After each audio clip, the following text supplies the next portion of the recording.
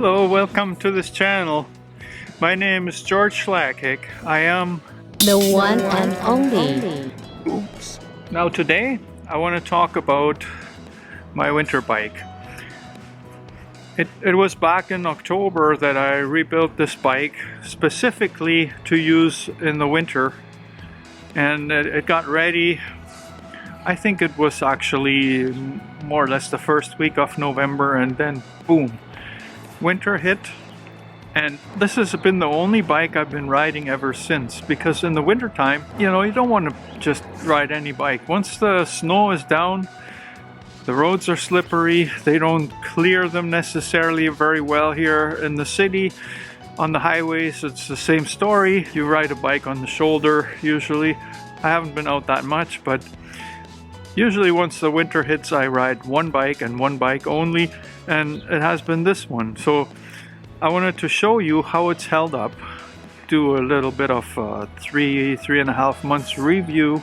How well has this bike held up throughout the winter? Let me show you the key points on this bike that I like, and some that I would change or perhaps will change in the future, or perhaps I won't even bother because none of it is really that big a deal. One thing I like very much about my winter bike, these are friction shifters. And it's been this winter for the first time that I actually have use of all my gears.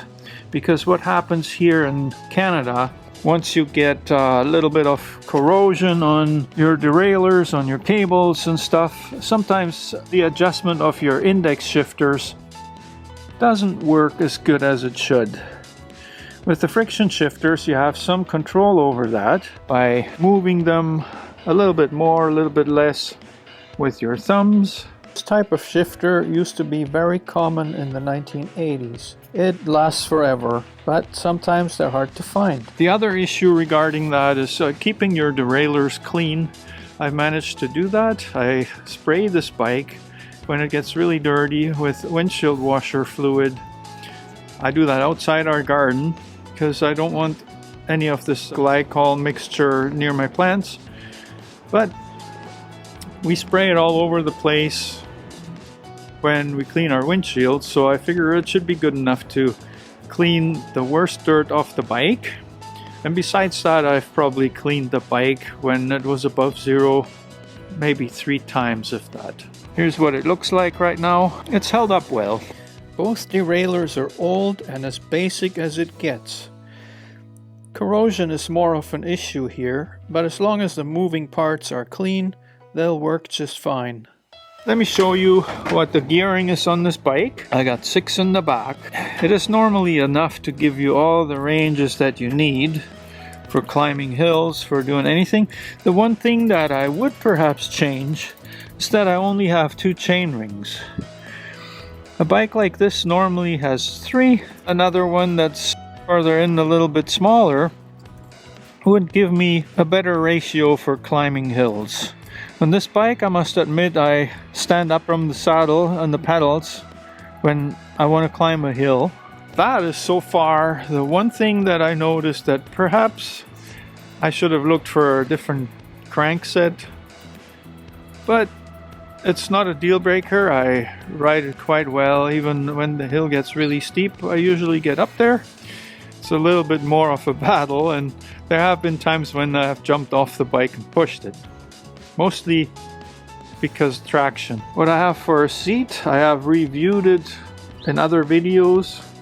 It's this, they call it a Kebby Spider or something like that. Or it's actually a knockoff of a Tioga Spider. You can see some of my other videos where I reviewed this, and I'm quite pleased with it. What else is there to mention? Got a dollar store bottle cage on it. I think eventually I might change that for a different one. This one isn't very solid, but it's been okay. Enough talking.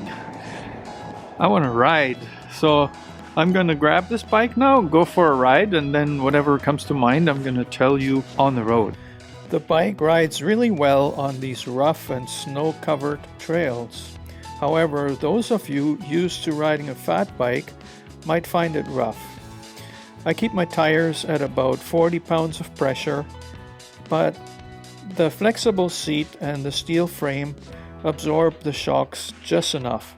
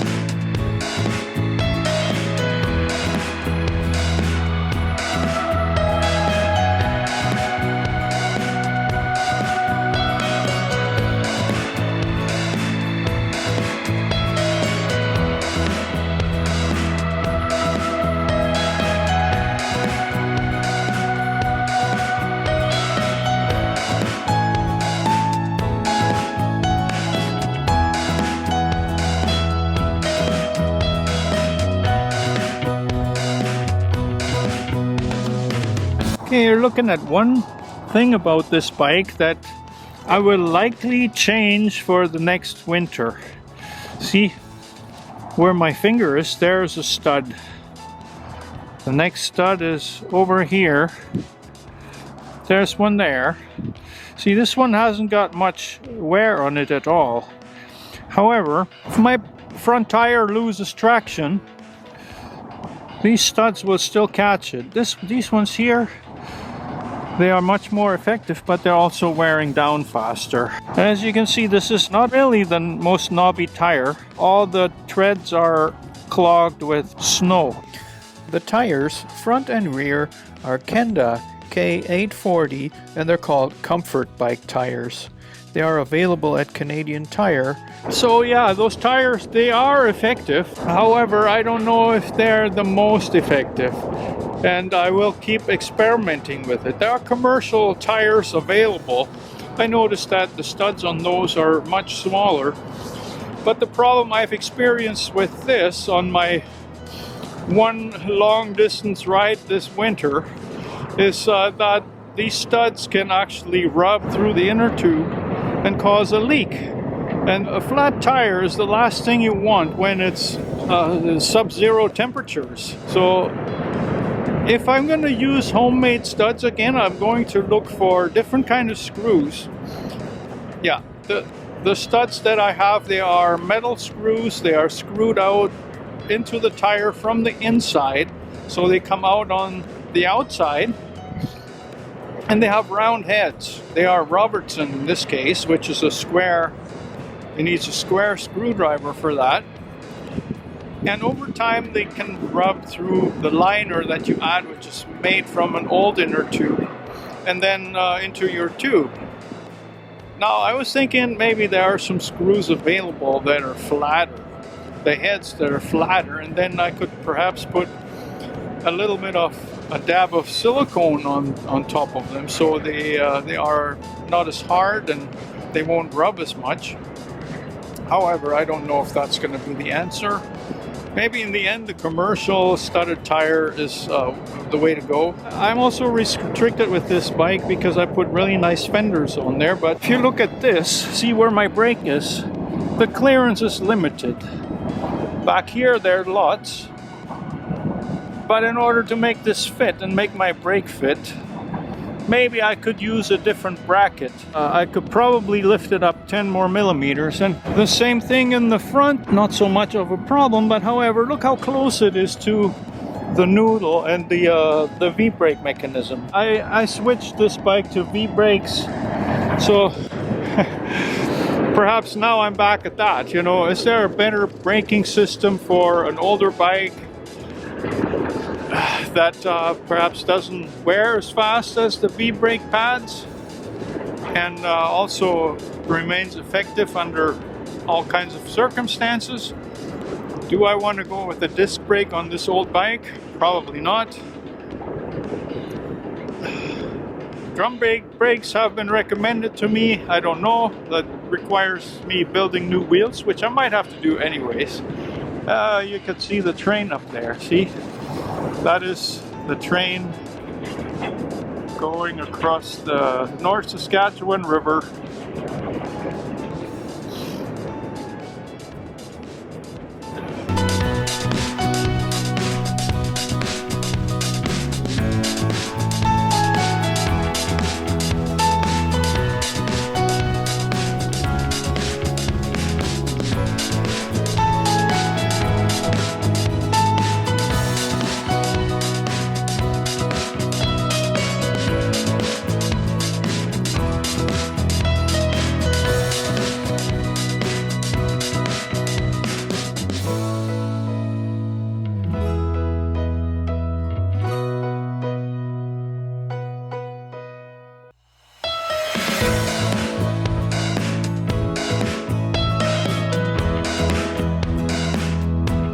Another aspect that some of you may be wondering about is this paint job that I finished in October. So it didn't have a whole lot of time to harden. Yeah, you can tell it's not the cleanest right now, but look at the condition of it. It is quite good for 3 months of winter. I mean, let's be honest here. If you buy a brand new bike and you ride it in the winter time, you expect it to get some scratches. This bike here, well, see, there's a minor blemish. I think I hit it there with something. The chain stays, well, from what I can see, it's just dirt. Oh no, on the other side there, you can see there's a little bit of abrasion there. This is the engine enamel paint, and all it will need to be just like perfect again are minor touch-ups. And then, you know, going forward, I believe this paint job will last me 5 years and looking good. And after that, well, you know, it will be a scratched up bike that I can ride just as good. I'll be doing touch-ups here and there. And that's good because scratched up bikes are less likely to get stolen. And bike theft is a problem in Canada, in Edmonton, probably around the world. This bike looks nice, but it's bright orange. It stands out. Now, if you have the choice between stealing this and stealing a bike that looks more ordinary, less likely to stick out, I don't know. Would you take this one? I certainly hope not, because I'm attached to this thing. Ride it every day, all winter long. Yeah, hopefully I'll have a long way to go with this bike.